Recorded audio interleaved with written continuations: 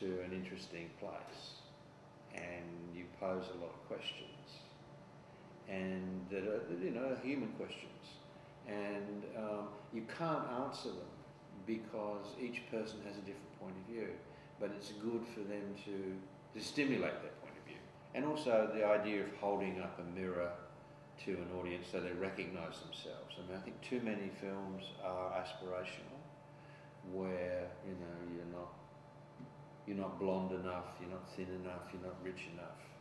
And it's really hard to be sympathetic to somebody getting out of a Porsche. So straight away, you feel inadequate because they're richer than you. There are very few people that own Porsches. So I'm not really interested in that. Well, I was brought in to direct it, and the producer wanted me to direct it because they wanted it to look like a documentary, not a drama. I was a documentary director, and I still basically am a documentary director. So yeah, the producer wanted me to make it, so they wanted a documentary director because they wanted the film to look like a documentary, not a drama, so they wanted a drama director. So that's why they hired me. My reasons for doing it were twofold. One is I'd been brought up here, then I got to work in the UK for probably 10 years, and when you come back, you sort of get the place in perspective, and I wanted to make some films on that subject. And I already had made a documentary since I returned from the UK which contained Aboriginal content, and this just seemed like I just loved the script when I read it, and it seemed totally original, and it seemed to encompass everything that had ever happened to the Aboriginals in Australia was going to happen to this white family. So it was like a total reverse, and I thought it was really effective. So that was sort of the heartfelt reason to do it, but also I did want to actually direct some drama. So like as a career thing, I thought it'd be quite good to direct a drama, and then I really liked the script, so it was a twofold thing.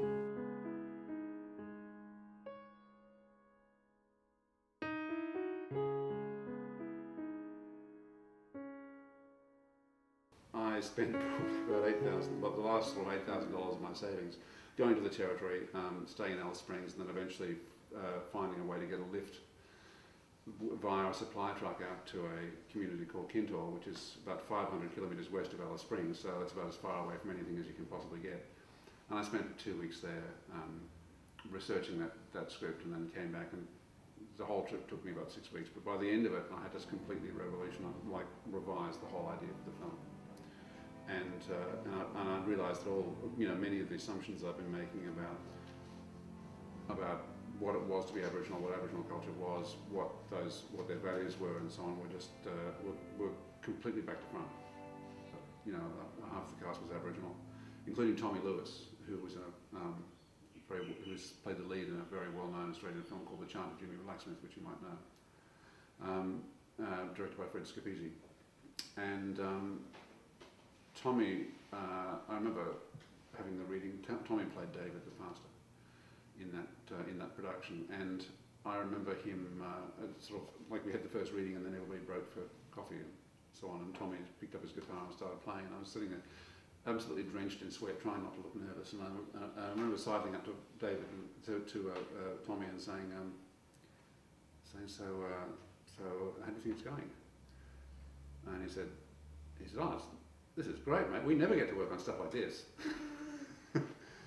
Because the characters that Aboriginal actors generally get to play are, either victims of white imperialism or noble savages, and that was kind of like, that was the two roles that they were always getting. And he was a bunch of characters that who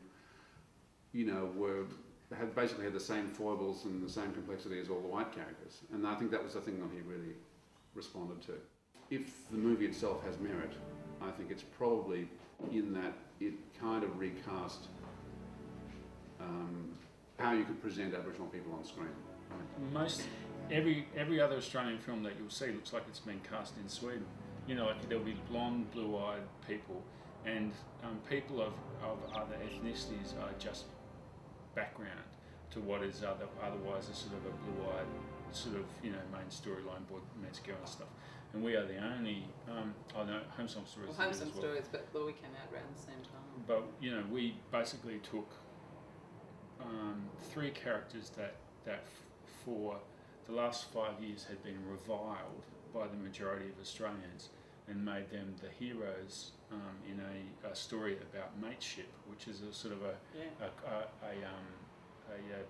a quality that Australians like to think is actually at the heart of, you know, their thing, and pitched it right into mainstream Australia, and you know, successfully. In fact, people were joking about it before we brought it out. A comedy about refugees. It's a bit like Springtime for Hitler, a musical about. It's like selling Volkswagens to Nazis. The people who are giving out money to the filmmakers didn't think that there were culturally diverse, quality actors out there, which is crazy, but is indicative, really, I guess, of There's what like Mike was saying. Muscle memory reflex that just says, you know.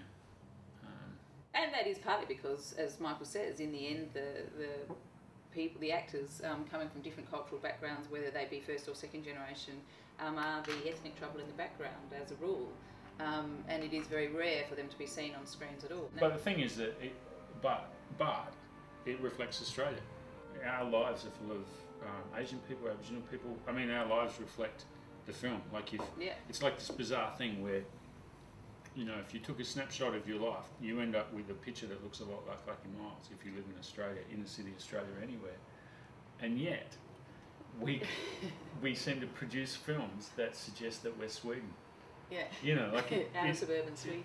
Yeah, we're Norway or something like that. It's just crazy. And Sri and I were getting interviewed by this journalist in the city.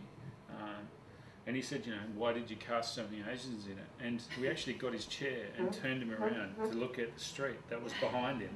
And, you know, Asian, you know, European, Asian, you know, I mean, this is the part of the world we're in. There hadn't been any films, really, that many films made which featured a total Aboriginal cast, you know, as the sort of, if you like, more positive protagonists. They're normally cast, you know, like up till then as sort of, you know, maybe drunks or just dysfunctional or something. So it was a total spin. So when we had the auditions, you know, we'd be auditioning somebody for a part, and then somebody would be in the meantime reading out just outside the office, and you hear these peals of laughter come through from this Aboriginal actor, sort of just loving this script, you know. And then they'd all come in and they'd be like still laughing, and say, "Oh, this is great, man. I just want to do this," you know.